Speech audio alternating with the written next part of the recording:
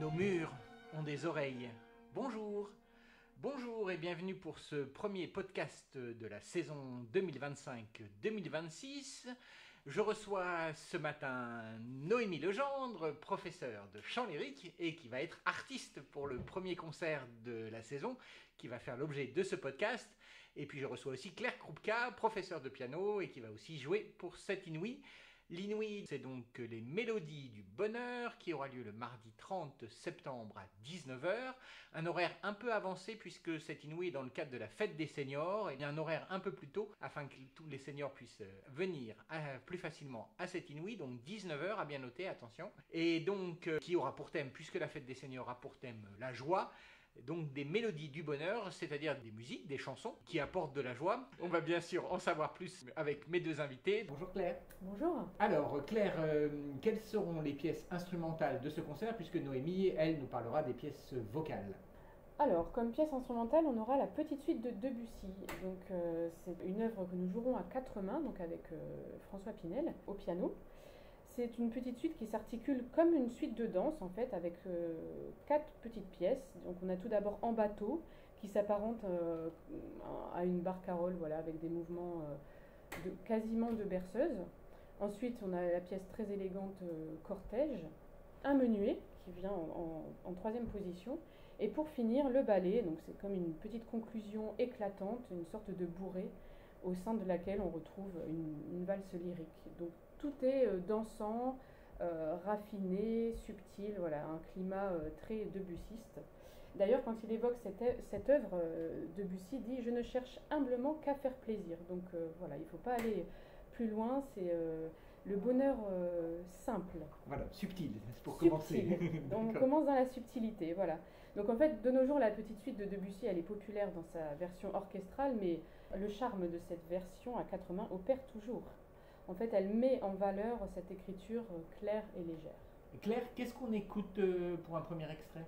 On écoute la petite conclusion éclatante de la petite suite de Debussy, qui est le ballet.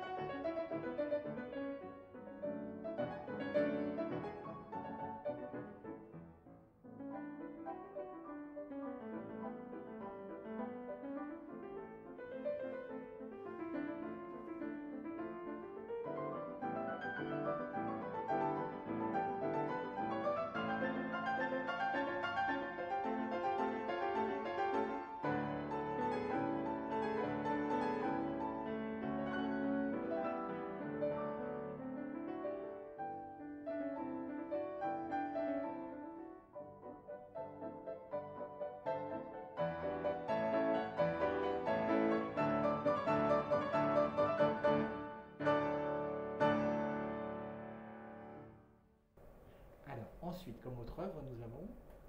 Nous voyageons jusqu'aux États-Unis avec le West Side Story de Leonard Bernstein, donc composé en 1957. Ce sont deux extraits, donc Maria et Tonight, qui vont être joués par Jean-Noël Beaumort à la flûte traversière et François Pinel au piano. Donc on a Maria qui est la chanson d'amour un peu à la Roméo et Juliette. Donc dans cette chanson, Tony est totalement épris de Maria et il vient en dessous de ses fenêtres pour lui chanter une sérénade. Mais donc effectivement, on est sur des versions instrumentales, pas chantées pour le coup. Mais bon, la flûte retranscrira très très bien ses émotions. Ensuite vient Tonight, à la suite de l'appel de Tony, Maria apparaît et c'est dans cet extrait que les deux s'avouent leur amour. Et ensuite on reste à la flûte, mais avec Carmen cette fois. Oui, la Carmen Fantasy de Bizet et de Born, parce que c'est Born qui a écrit en fait ces variations. Born était flûte principale en fait au Grand Théâtre de Bordeaux et il a composé Carmen Fantasy pour mettre à l'honneur en fait son instrument. Il était aussi professeur, donc voilà, il voulait vraiment une pièce soit très conséquente pour la flûte. Donc ce sont des variations sur des thèmes facilement reconnaissables de Carmen. Donc pareil, toujours en version instrumentale. Toujours. Et puis on a aussi une autre pièce très très célèbre, Libertango d'Astor Piazzolla. C'est ça, en fait au sein de cette Inouï, on a de la joie mais aussi de la tendresse, du bonheur simple comme on a vu avec la petite suite de Debussy, les atmosphères dansantes. Et ce concert invite aussi au voyage parce qu'on est allé en France, aux États-Unis et pour finir, nous allons donc en Argentine avec un final en apothéose avec le Libertango de Piazzolla composé en 1974. Ce sera un arrangement réalisé par Julie Heureux spécialement pour l'occasion, puisqu'on avait envie d'être tous réunis sur scène. Donc ce sera un Libertango pour flûte, 2 voix et 2 pianistes en 4 mains. Une version très originale. Claire, qu'est-ce que tu nous proposes d'écouter en deuxième extrait? On écoute Maria pour se mettre dans cette ambiance très tendre.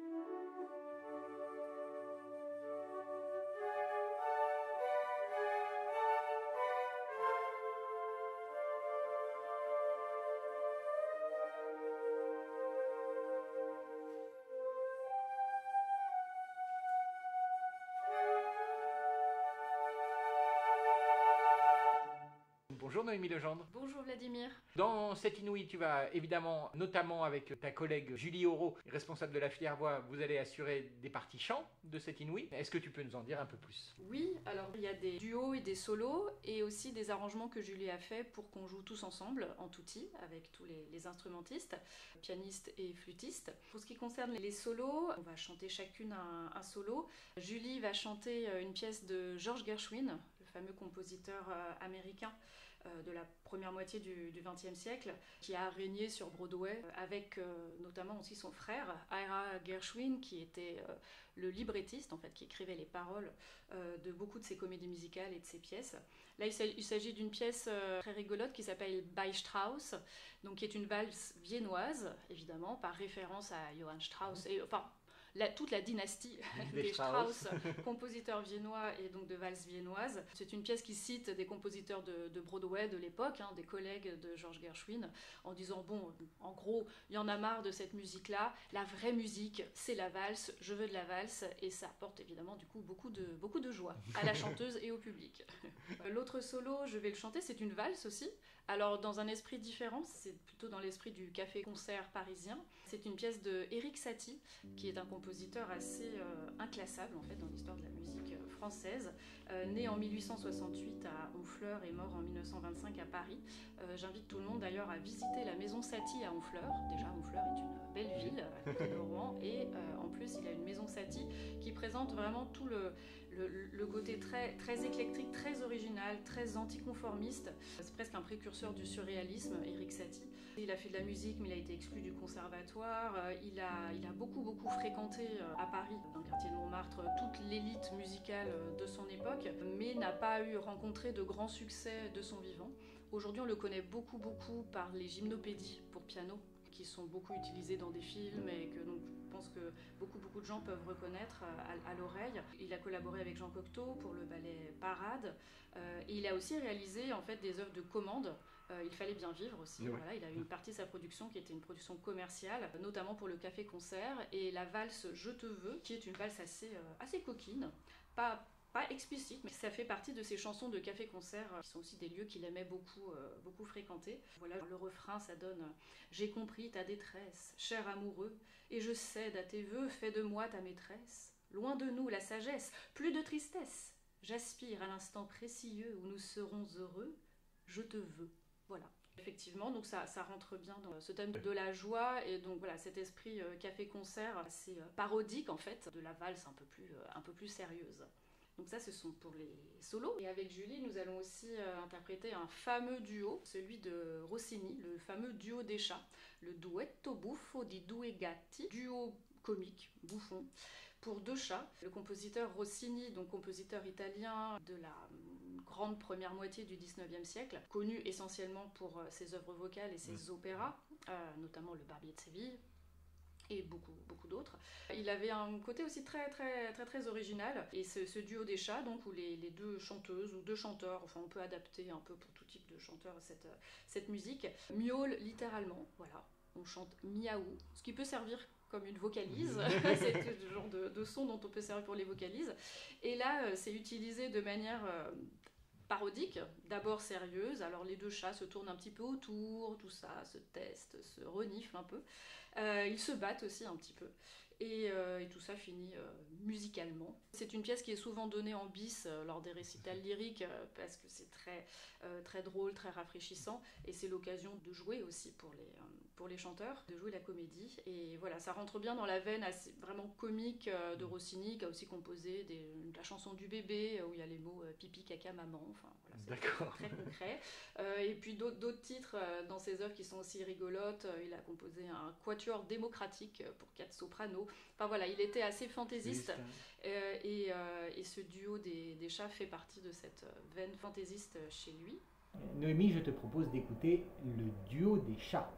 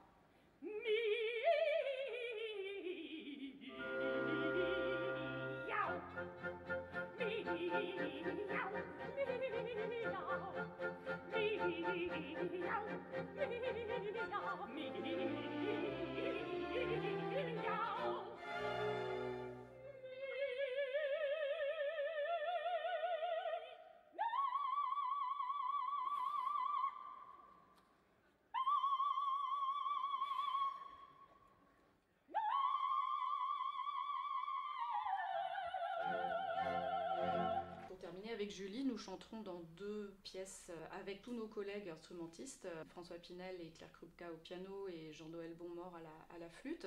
Une pièce qui est instrumentale à la base, Libertango de Piazzolla, et un medley, comme on dit, des extraits mis bout à bout de la fameuse Mélodie du bonheur, qui est une comédie musicale de Broadway, composée en 1959. Très très grand succès de Broadway et qui a donné un film avec Julie Andrews quelques années plus tard, un film multi-oscarisé. En français, c'est La Mélodie du bonheur. Le titre original, c'est The Sound of Music. Le son de la musique, ce qui en réalité n'a pas l'air de dire grand-chose, mais bon, voilà. Oui, le titre français est plus joli, oui. Voilà, c'est un peu plus poétique. Aux manettes, on a le duo, le grand duo qui a régné sur la comédie musicale de Broadway à cette époque, dans les années 40-50, Rodgers et Hammerstein, le deuxième du nom.